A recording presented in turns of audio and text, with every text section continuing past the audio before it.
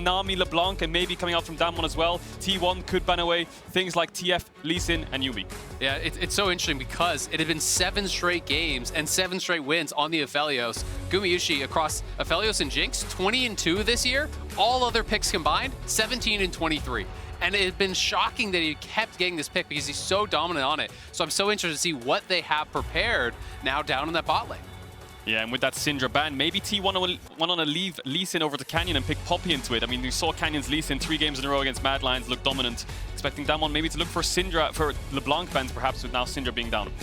And obviously, Owner, one of the original adopters of the Poppy jungle in this tournament. That said, Canyon's Lee Sin performance against the Mad Lions was monstrous. Single-handedly, I think one of the best of 5s we've seen on Lee Sin ever. So even though Poppy has some of those positive interactions, you always feel like it's a bit of a risk to give Canyon such a strong comfort pick.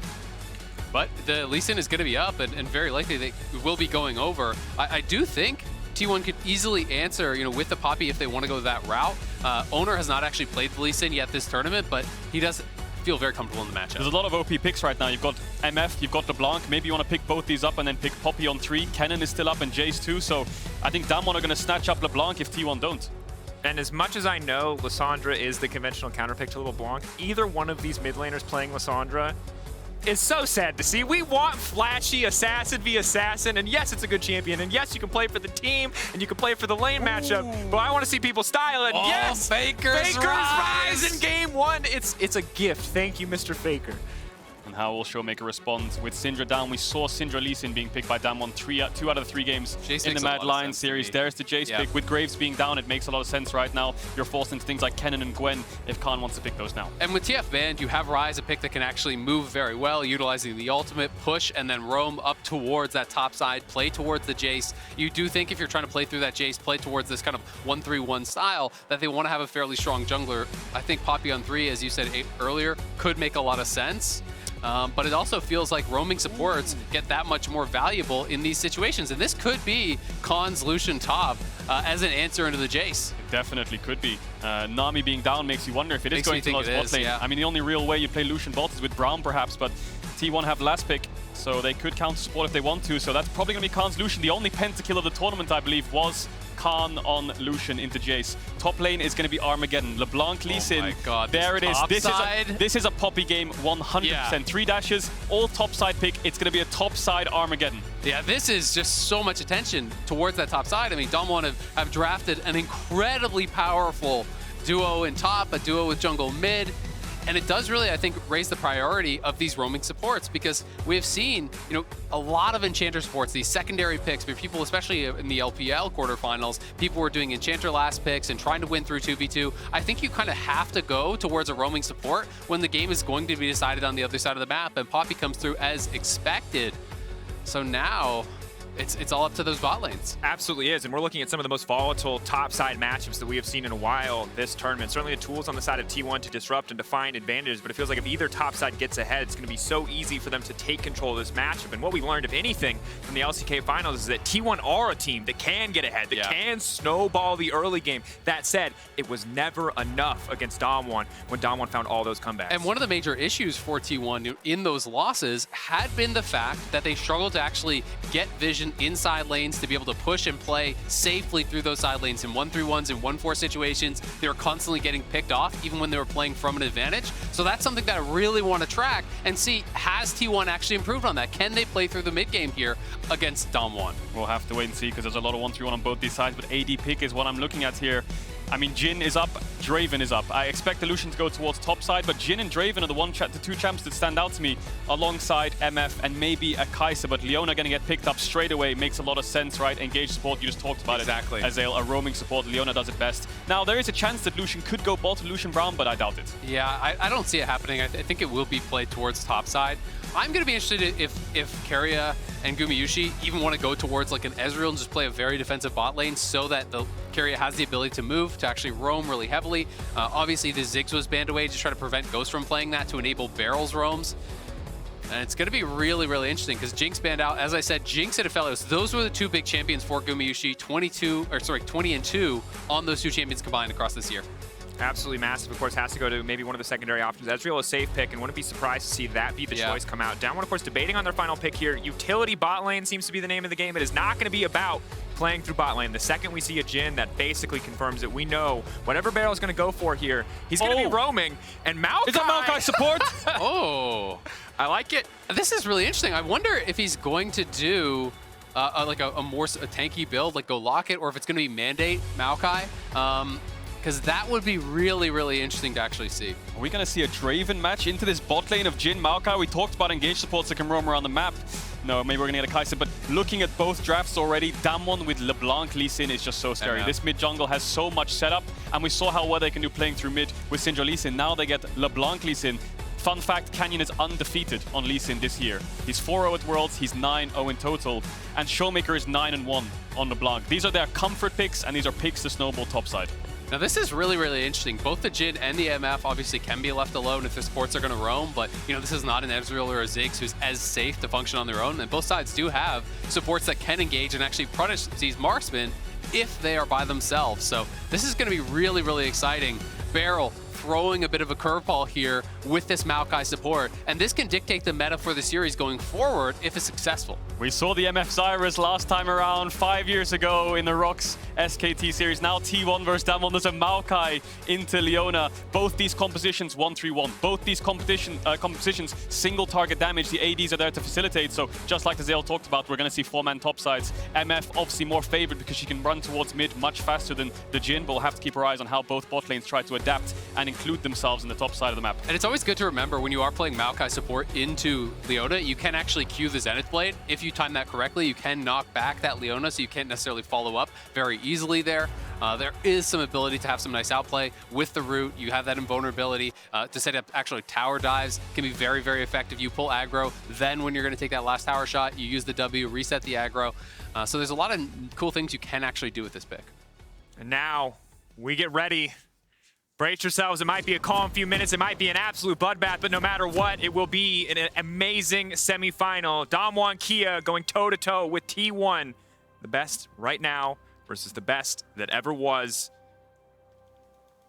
Pressure starts to mount. It is just a game one, but it can mean so much to get ahead, to find any kind of lead, to build any kind of advantage. And we talked about it in the matchups. It's explosive. Both teams aware of it. They're ready to risk it. They're ready to throw 5-man top just to try to find some kind of early lead. Yeah, and Barrel actually went top toward that, you know, wanting to protect Khan.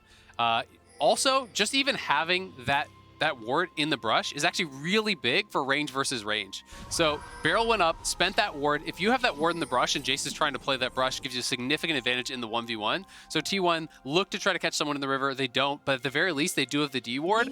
And Kana will be playing with the ward advantage because you can see that has actually been placed up there, and he still has his trinket ward available. Yeah, both junglers will path up towards the top side. Of course, check on the early jungle pathing, see where they're going to find the leash. But for now, Verizon 5G All Chat. Share your opinions, cheers, and well wishes using the Verizon 5G All Chat. Let us know who you think is going to take this. Or if Maokai is the big brain counter pick against Leona that we've been waiting for this entire tournament. And Maokai builds, just like Azale touched on, we might see Mandate, we might see Locket. It's going to be Aftershock Maokai, probably a W or a Q max. I've seen both actually in solo queue, so interesting to see what Barrel opts into. Of course, the Poppy W can stop a lot of Damwon's engage. Lee Sin, LeBlanc, Maokai all can get blocked by this Poppy W. So a lot of defensive tools for T1 to kite back.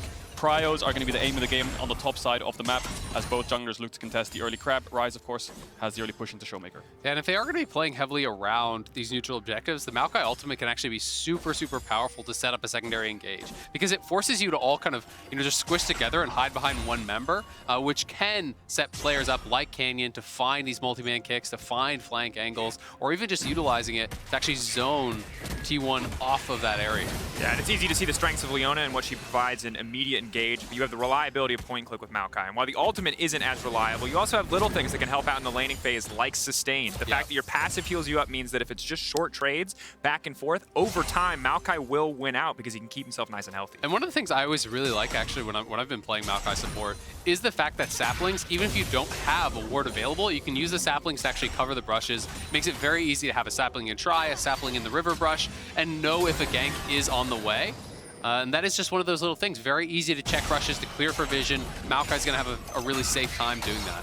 Yeah, and I think setup is going to be very important for both teams. We talked about LeBlanc, Lee Sin having great setup. I mean, Chain into Lee Sin, Q, Ryze is as good as dead, but on the other side, the setup for Poppy Ryze is not as good onto the LeBlanc, so I think Owner will have to play through mid defensively as Faker's TP being top. He doesn't see it. Con doesn't know. Kana gonna have to go into hammer form. He can just knock him right into Faker point and click that one down. E into the W. Now they're trying to finish off. Kana taking a decent amount of damage back, but Con will drop for first blood. Faker picking up the kill. Yeah, Showmaker doesn't even match the TP because Faker has already based good pre-planned setup there in top lane. 4T1 letting Kana get pushed in, put the ward behind. Faker comes in, easy first blood for the top side. Yeah, and Con just didn't have his eyes back in that lane. Didn't have his eyes on where that ward could be. The early TP from Faker making such a difference, and the wave is not actually reset here. It will eventually push because it is quite close to the tower, but Con gonna look to try to reset that, and with Owner topside, you've got to be really careful about dying after your TP. The danger for T1 now is Faker doesn't have TP, of course, so Showmaker could base here. Canyon could go up towards the top side and make a 3-man dive top with Showmaker's TP. Kana still has flash, so he can play defensive, and Owner's hovering around. He will base now, but this stacking wave crashing, I think they might want to try and cover it. This word is so value. That's the TP word. Also spots Canyon, so they've got eyes on it, and Kana will be able to play pretty defensively here. At the end of the day, wild to see mid laners already moving out. Faker such an early teleport, and we knew that mid lane would be important. We talked about the importance of roaming. TF banned away. You're seeing LeBlanc, yes, she can be hyper mobile, but locked in that lane for a little bit. Faker, honestly, fantastic use of the teleport, and mid lane matchup already delivering, even if not in the direct 1v1. And when you see the drafts, you know that you've got to get out to those side lanes as Faker. You're playing this Ryze, you want to push and move, you want to be able to get the Jace ahead, play together as a strong 1-3-1. Hold on to that thought. Ghost now going in. Root now coming out. Barrel Saplings! stepping forward. Knight now ticking down. Barrel ticking. Gumiushi has to run. He has no mana on this one. The trade's going to keep going, but Owner's on the way in. How they snip this one out? Canyon in the area, though. Are they baiting Owner in? Poppy now coming down. Barrel can try to W, make it out to safety. Walking away from this one for now. Flash out to safety. They don't have any more follow-up damage. Owner flashing forward, trying to finish the job. But Maokai living. The safeguard is there. Canyon turns it back, and it's disaster for T1 on the bottom side. But they're looking for a return play on the top side. Con gonna be in trouble already down once. Locked up again and knocked down. T1 find the counter blow. This is what we want to see. Early game action matched on both sides. Damwon respond with a TP bot after Faker makes a play top. And the second he does go for that play, Faker's already ready to respond in the top lane. The bot fight was kind of backfiring there. Canyon and Damwon, great patience on the bait. Yeah, such good pathing there by Canyon. Right place, right time. He is there. And Owner's flying in, trying to make something happen. But after you've used your spells from Poppy, you don't have consistent damage. The safeguard is always going to be enough to actually protect the Maokai. And when Maokai uses that Twisted Advance, Poppy's W does not block that because you do go untargetable. So wasn't really able to get any value from the Poppy W on that play either. End of the day, solid start now. Gold, though, still relatively close, all things considered. Only 300 ahead for Damwon Kia. Bottom CS relatively even. Cole on the top side going to help Con learn back some of this deficit. But we take a look at this play one more time, and you can see Owner maybe a little over-eager. Yeah, let's watch Owner here, because I feel like he made a mechanical misplay here. He W's a little bit late on the Maokai, and then he eased through the Lee Sin and tries to flash to kill Beryl, but he just healed up a tiny bit towards the end of the fight, so he didn't actually get the kill. Keria knows he's dead, and like you said, Gumayushi has to run away with no mana. Faker responding on the top side. Yep, moving up towards that top side. The flash was already down. It's another kill there for Kana, and Con just having a laugh about it.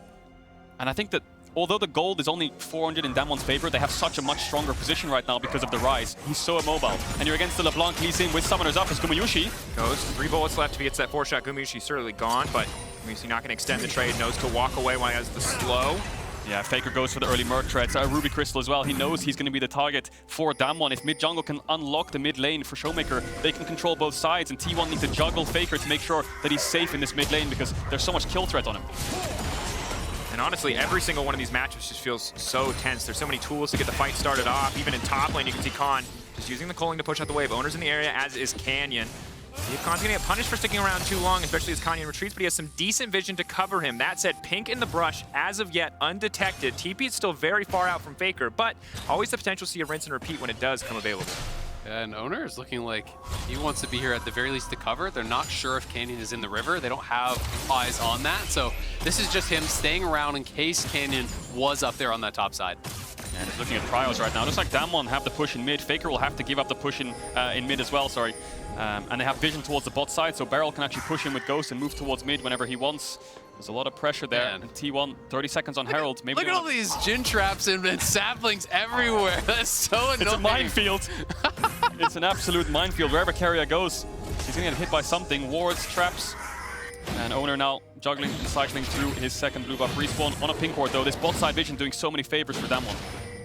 Oh, and for Owner, Clearing it out, of course, checking in with Grace at Animated Elf. I feel like this semifinal is the single most important series of games at Worlds. Whoever wins this will likely win it all. I think a lot of people are feeling the same way, Grace. Totally valid. And based on the start of this game, I mean, it could go either way. 4 kills already in the board, 8 minutes in. Not even a 1,000 gold lead over to DK. No Heralds, no Dragons going over to either side. But this Herald would certainly be a positive start. Owner and Faker, though, not going to let it go so easily. The concern you always have is that Damwon is so good in the mid game, so good in the late game. Even in the finals, T1 led in gold 3 out of 4 of those games, but weren't able to close it out. And now everyone moving up towards this. Gumayushi's down on the bot side, though, so T1 have got to give it up, and it looks like they will do so.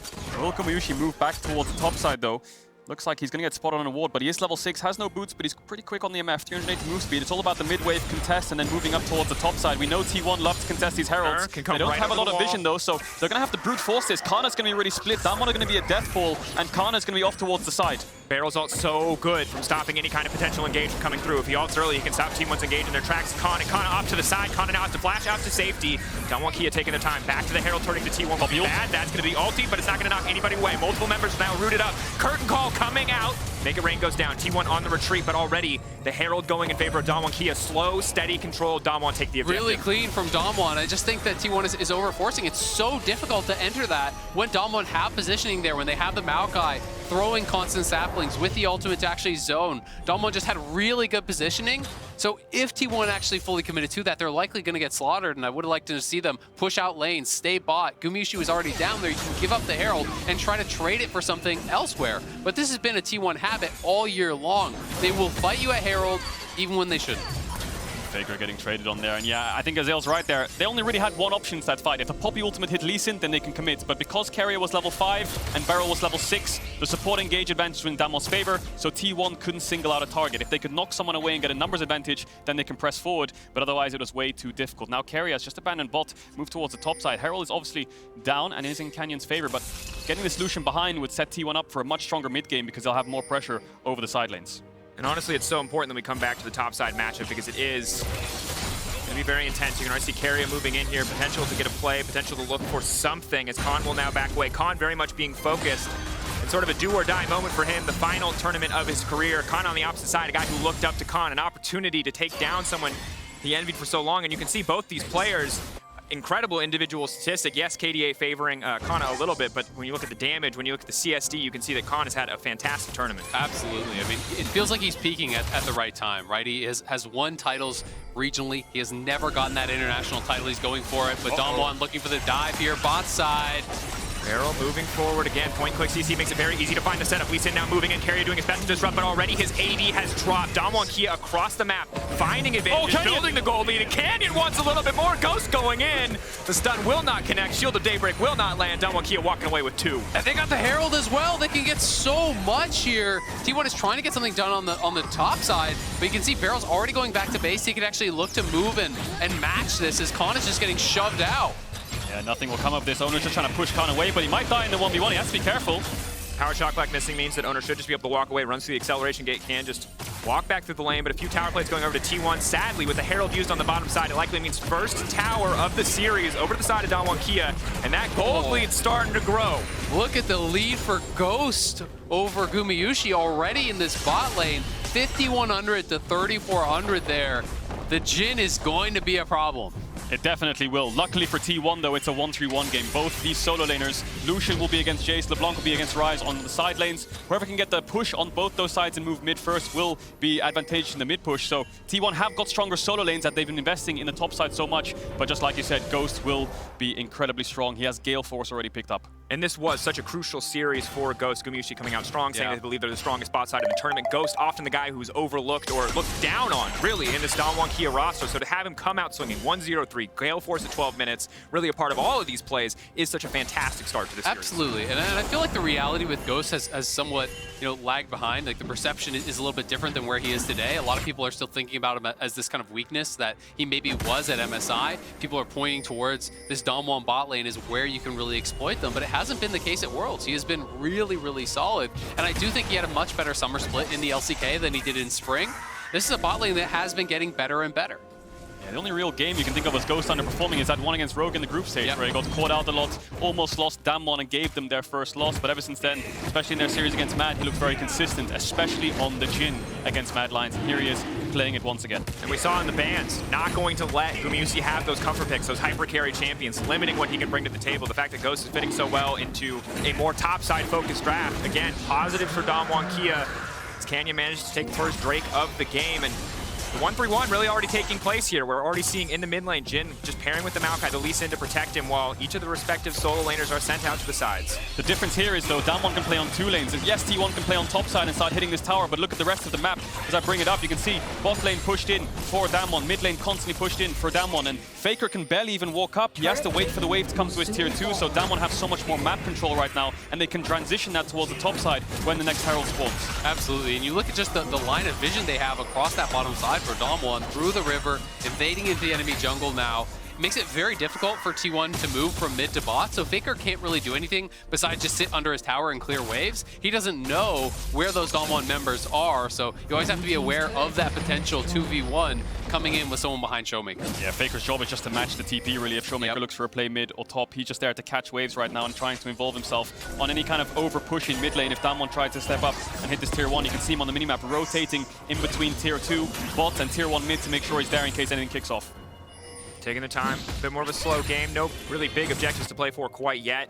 Scuttle Crab's coming back up, and for now, looks like Khan just going to catch the wave on the top side. A ton of vision there for T1. If he overextends, it is a lane they can continue to play around, but as highlighted already, a lot of individual power on the side of Damwon Kia, a lot of single target focus for both of these comps. If a single member of T1 oversteps, this Damwon Kia lead can grow very quickly. Now, as the second Herald spawns in around 30 seconds to a minute, the biggest question is, what will T1 do? Do you want to contest this Herald and try to get it, which will break open mid tier 1, which unlocks the map? Or do you want to drop the Herald, play for this bot tier 1, and try to get your solo lanes further ahead in gold? They have 2 big options ahead of them, and they have to decide which one they want to take. It'll be really interesting to see, but I think because it's T1, they're going to fight for it. They almost always will fight for that Herald. They love to go for those 5v5s around it. The question is if they just think they're too far behind to actually be able to contest, then maybe they should make this bot side play. Yeah, both solo laners just hitting this bot tier 1. Maybe they just want to pressure a tier 2. The problem with this trade is Showmaker's pushing top. You're going to lose out on top tier 1 for bot tier 1. The only difference is they're going to get a Herald, which inevitably means a mid tier 1, right? So unless T1 force more here or use a Rise ult to try and kind of dive Khan, I think it's just going to be a lost trade for T1, and Faker's going to base and catch that top wave. That'll be that, but Beryl is sniffing around bots. Maybe he wants to look for Kana if he oversteps. As highlighted, Rift Herald will drop uncontested in favor of Canyon. Good calling coming down. Owner on the bottom side, but 2 members from each team here. Make it difficult. That said, Faker holding on to the top tower, getting aggressive up against Showmaker, now locking him up, finding the snare, but Canyon is in the area again, fishing for just a bit more damage. Carrier here to stop any potential dive. Faker and T1 holding on to the top side tower. That was really close, yeah. So they're trying to aggressively fight for this. As you were saying, Cadril, you know, Damwon could have got a 2-for-1 towers. If they actually get that top lane tower, then they use the Herald mid, they would have got all 3 of those outer tier 1s. So they commit Faker's TP, but this does now mean Damwon have the TP advantage on Showmaker, so Kana will likely have to match to LeBlanc as he's the only one with that teleport up. Little bit of a risk there from Faker, just TPing to the tower. He saw Showmaker, but he didn't have any vision on Canyon, I believe, so there was a world where he could have got dove there, but he was confident enough in his own mechanics to kind of dodge away from whatever they threw at them. Obviously, the chain has to land for the follow-up to be there, so the confidence is there. They have the top push now, but like you said, lacking that TP advantage in mid. We'll see if Showmaker can use that to Damwon's advantage as they try to set up with this Herald play. And credit to T1 for keeping the gold where it was. About 1.5k gold lead when we checked in 5 minutes ago. Really, Damwon Kia not able to grow that any further. They do have the Herald now, and we'll have to see where that goes. Tier 2 is still incredibly valuable. Regardless of where they want to use it, they will get some money, but his plates have already fallen.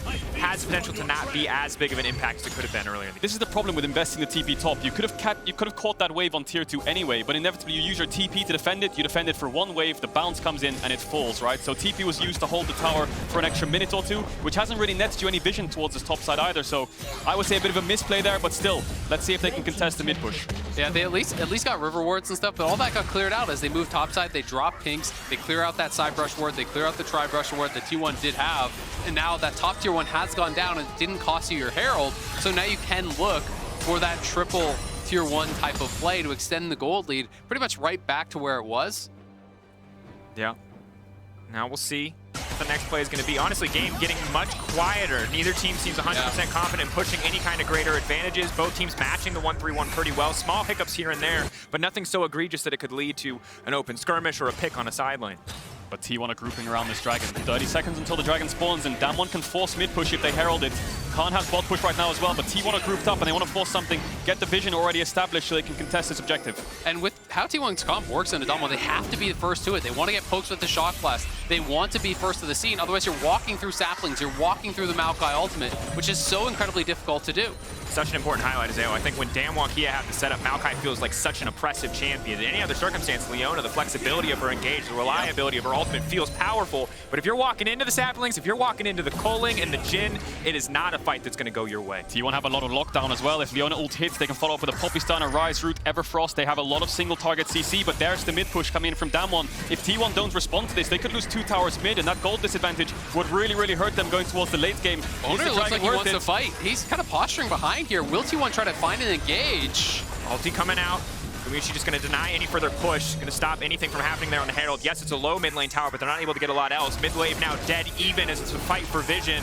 Full 5v5 here, pushing off. Kana off to the side. Showmaker trying to find a little bit of poke here. Zone him away from the fight. That's the lockup from the Jin and the curtain call. Still going to get a pick before the fight starts off. Leona canceling the ultimate, but it does not matter. Barrel there to finish the job. Damwon Kia in control of the pit. Yeah, Damwon, perfect gameplay there. Just flushing T1 out of this river, eventually pushing them out with the hard engage from the Jin W, making sure they isolate one member. They get the tower mid, they get the Dragon, bots pushed in, tops pushed in. They're gonna get everything. Yeah, now they're just gonna get the tier 1 as well. Yes, it was denied, it was delayed, but Damwon coming away with everything they need here. 3K up, they've got both the Heralds, they've got both the Dragons. They are looking really strong in game number 1. T1 trying to hang on here. You know, once you expend the MF ultimate mid, it's very difficult to actually commit to the full 5v5. You know, it's such a powerful cooldown.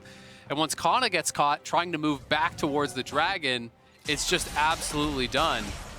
Yeah, we see it again. Damwon use the Herald mid to make T1 answer.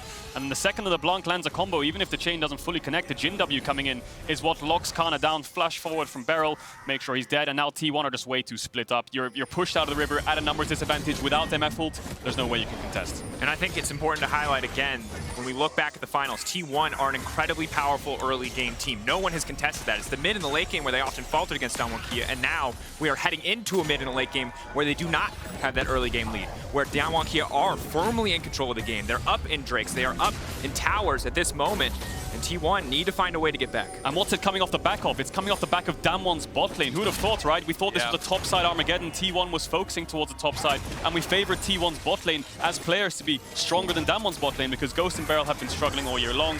Ghost with the breaks, Beryl at MSI, but now at Worlds they seem to have come together much better. And you have to give credit to how well Canyon is playing around that bot side as well. You know, being there at the right timing when Owner was coming in, anticipating that they were going to look for that aggressive play. The Lee Sin was there to answer. That has put him significantly ahead of Owner, and it really felt like since that bot lane play, T1 has been on the back foot, have been trying to play it much more defensively and wait to get their items so they can get this 1-3-1 online. But Damwon are doing a good job pushing the pace, and because T1 haven't been able to steal away a Dragon, there is always that soul that you have to worry about. Yeah, and it's just great to see the consistency of Damwon's bot lane for being able to play for both sides, play for Dragons. This is something we thought T1 would be doing, and we saw throughout the LCK. Dragon was the focus, late game fights were the focus with things like Jinx, Braum, and Azir, but now Damwon actually able to play through multiple lanes. Makes it so much more dangerous to play against him, both in-game and in draft, as Canyon is hovering towards bot side, looking for Kana. We'll get spotted out by the blue orb. Can clear that one out. Khan here for now. Has the luxury of the red buff for these trades, but Faker and Kana both committed to the bottom side. Like this Meanwhile, play. it's just Owner on the top side, ready to catch CS as well as take the Krugs. And I think this is smart from T1. You know, he's just going to try to hover and tail his other solo laner here. Faker's going to play behind Kana, see if they can get themselves into a 2v2 or find a 2v1 to try to get a pick, open up the map, and pull Damwon around. Yeah, but Damwon have been question mark pinging that bot lane so many times. I think they know Faker's there because he hasn't showed top for around a minute now. There's been so many question mark pings. I'm pretty sure Damwon read this play. The blue orb will spot out Faker if he walks too far forward. And there it is. Is he going to rise ult to commit?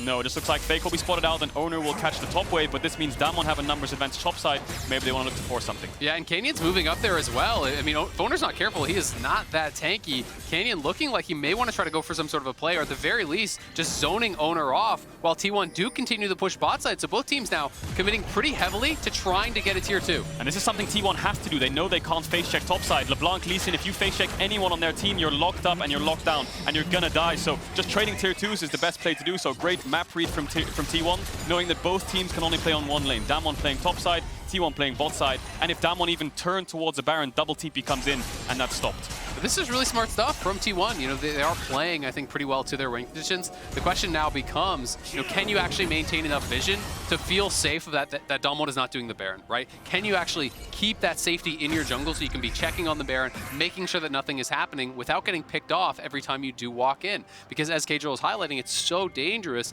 when you do have that potential to face check the LeBlanc, to face check that Lee Sin. High stakes, the later and later we get.